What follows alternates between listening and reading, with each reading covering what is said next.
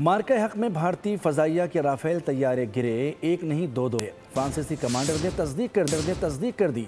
पाकिस्तानी फजाइया की बेहतरीन कारकर्दगी का भी एतराफ़ कर लिया। कहा कि पाक फजाइया भारत के मुकाबले में ज़्यादा बेहतर अंदाज में तैयार थी।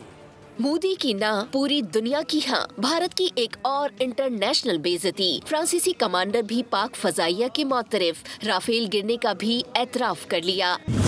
फ्रांसीसी कमांडर कैप्टन यूक्लू ने कॉन्फ्रेंस के दौरान पाकिस्तानी फजाइया की पेशा वराना महारत की तारीफों के पुल बांध दिए। कहा कि राफेल गिराए जाने की वजह चीनी तैयारे जेट-10C लड़ाका तैयारों की तकनीकी बर्तरी के बजाय पाकिस्तानी पायलट्स की बेहतर सलाहियत है। राफेल तैयारे के साथ कोई मसला नहीं था, बल्कि उसको मुनासिब तरीके से इस्तेमाल नहीं किया गया। 6 और 7 मई की रात 140 तैयारे एक दूसरे के मद्दे मुकाबिल थे।